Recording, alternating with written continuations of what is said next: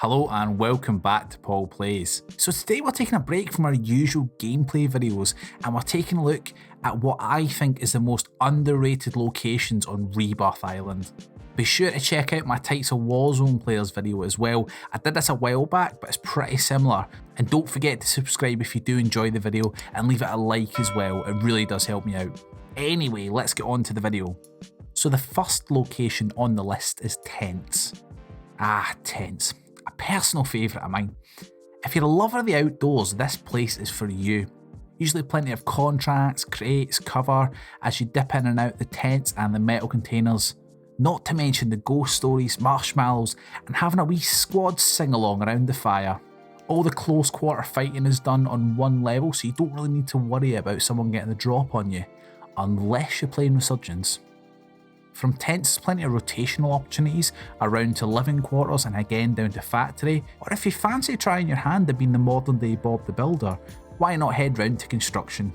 All in all, solid location, 10 out of 10 will drop again. Now the next one is Hardly There House.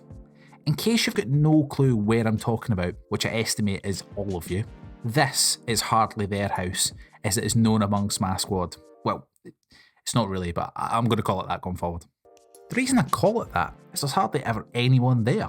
Honestly, I'd say about 1 out of 10 times you land there, you actually encounter another team. The best of it is, it's usually got loads of floor loot, floor cash, a couple of crates, and usually there's a contract or two. I'd say this location is more for duos rather than squads though, given the amount of loot that's there. So bear this in mind when two of you are running around with a pistol and wondering who the hell's idea it was to land here in the first place. But honestly, when I'm playing duels and want a little more of a relaxed start, this is my go-to without a doubt. Next we have Killer Coast.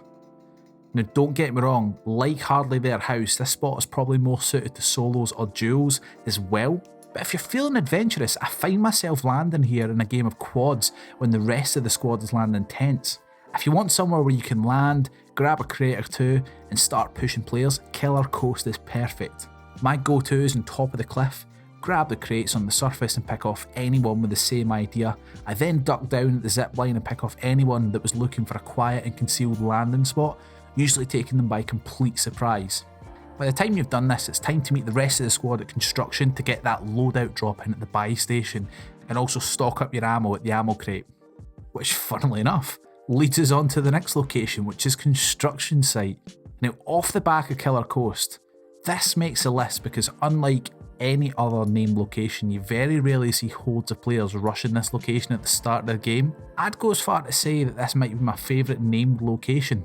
It's still not as good as Tents. Tents is my life. But it's a cracking location with an ammo crate, buy station 9 times out of 10, and has amazing lines of sight, making it easy pickings with a sniper rifle.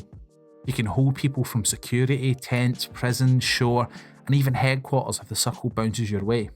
With a squad, this can make for some intense gameplay, with a huge risk and reward should you manage to take out the two squads that are rushing you from both sides. Not to mention the adrenaline rush and the nap that you've earned yourself after the game.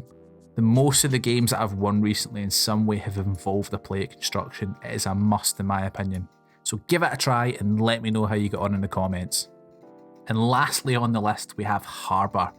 But this specific bit of Harbour, great for fishing some early kills off the drop. See what I did there? I'm sorry. Don't worry, it's the last location. I'd probably say this could be up there with tents for levels of busyness depending on the drop. So you better get down and grab that loot quick. It's on the list because of its layout and its location. It's quite tight, making the fighting mostly close quarters, with the only real threat being from the snipers on top of factory. But in terms of perks, there's usually a few contracts to get you started, to get you that one step closer to that loadout, as well as an option of usually 2 buy stations, one over at factory and the other to the northeast closer to chemical.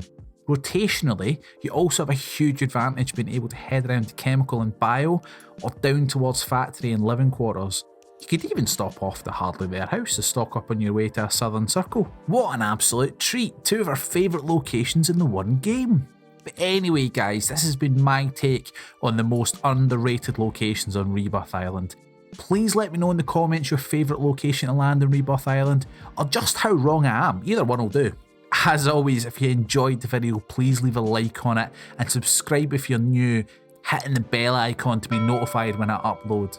If you've been around for a while and enjoying the content, please share this video with a friend or family you think will also enjoy it. It really does help me out towards growing the channel more. Like I said, please let me know your favourite location, but also let me know what you think of this style of video. It's something that I hope to be doing a lot more in the future. Also remember to check out my 6 types of Warzone players video that's been out for a while. I'll leave it top right.